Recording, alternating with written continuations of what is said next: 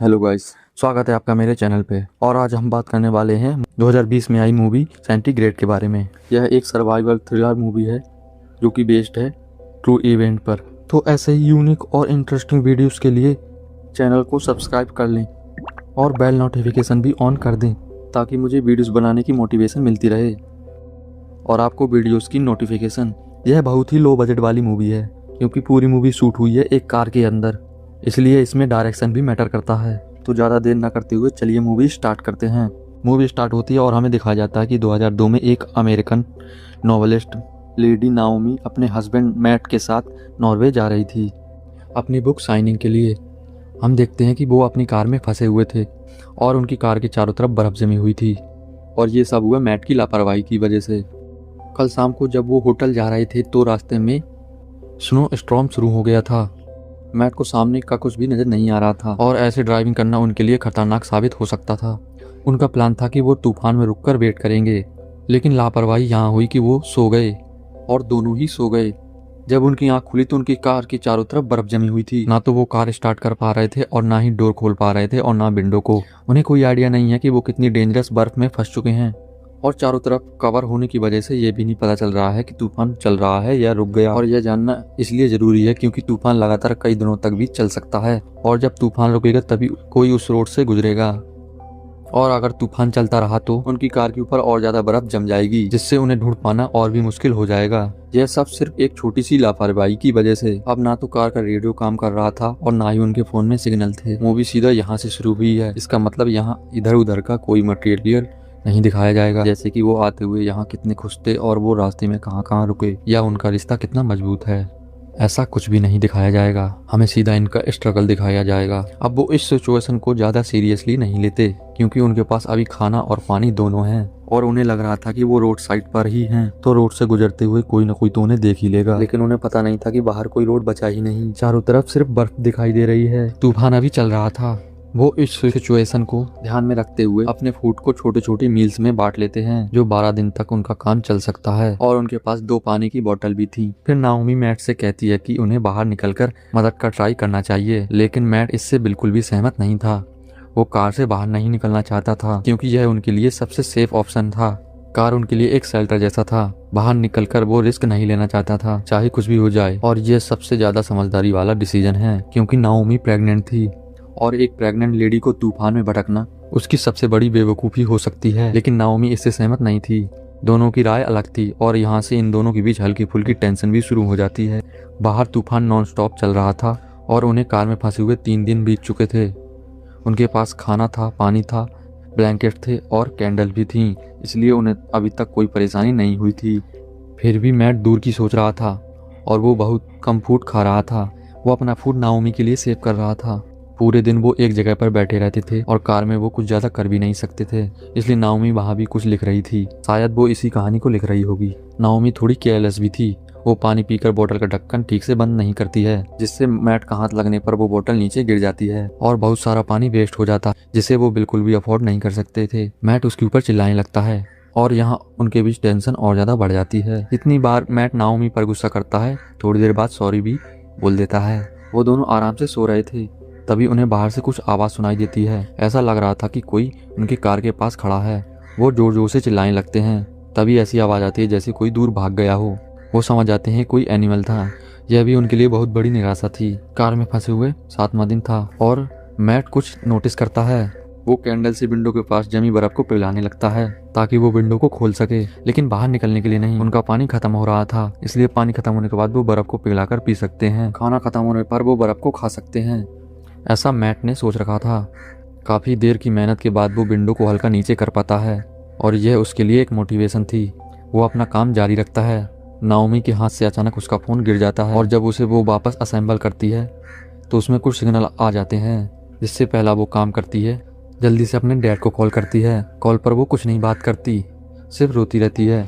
इतने में उनका फ़ोन डेड हो जाता है। अब यहाँ मैट का रिएक्शन आप देख सकते हो। यह उनके लिए बहुत अच्छा मौका था जिसे नाओमी ने वेस्ट कर दिया।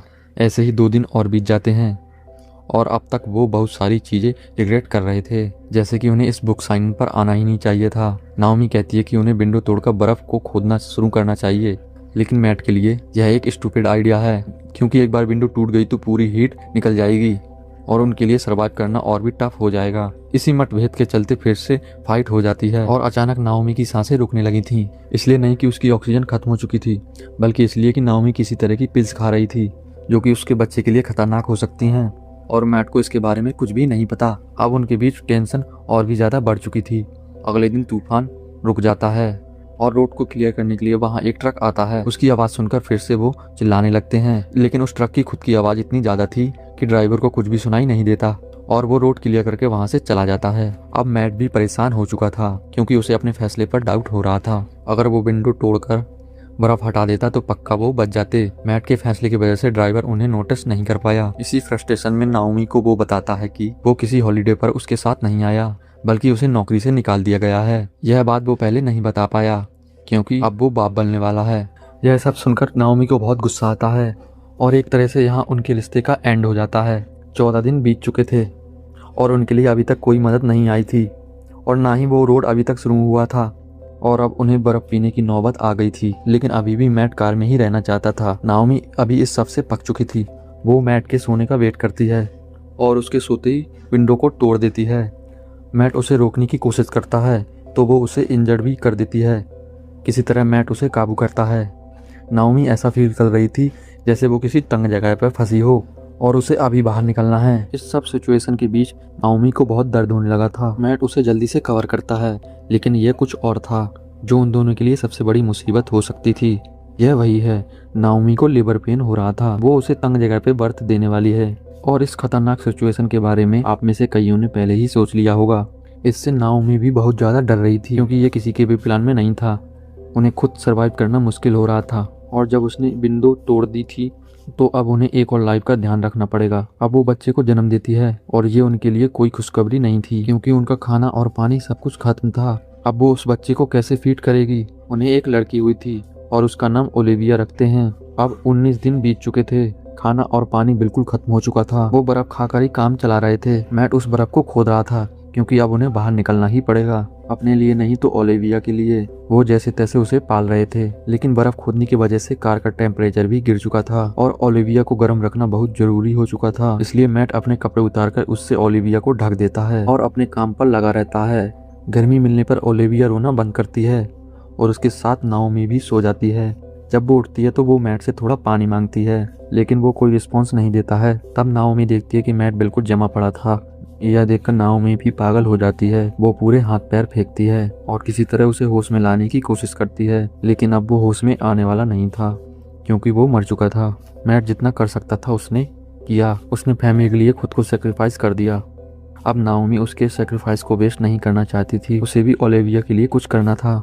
सबसे पहले उसे वो फीड करती है। अब उनके पास खाने के लिए कुछ भी नहीं था। नाओमी अपनी डायरी भी खा चुकी थी। अब आप सोच रहे होंगे कि वो मैट को खाएगी, लेकिन ऐसा नहीं है। वो खाती है अपनी प्लेजेंटा को, जो कि डिलीवरी के वक्त उसके अंदर से निकली थी। कुछ खाकर ही ओलिविया को फीड कर सकती है, लेकिन इस सब से वो खुद भी ट्रॉमा में जा रही थी और अगर वो मर गई तो ओलिविया को बचाना इम्पॉसिबल था।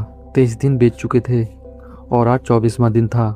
नाओमी का बुरा हाल हो चुका था और उसे एक बच्चे का ध्यान भी रखना पड़ रहा था और उसके पास ही उसके हस्बैंड की लाश पड़ी थी, जिसे 24 घंटे उसे देखना पड़ता था। यह सच में हॉरिफाइंग था, लेकिन आज उसे उम्मीद मिलने वाली थी, क्योंकि वहाँ सूरज निकल चुका था और बर्फ पिघलने लगी थी। नाओमी नोटिस करती है और वो बिल्कुल भी टाइम वेस्ट ना करते हुए खिड़की से सारी बर्फ हटा देती है। अब वो फाइनली कार से बाहर आ सकती थी।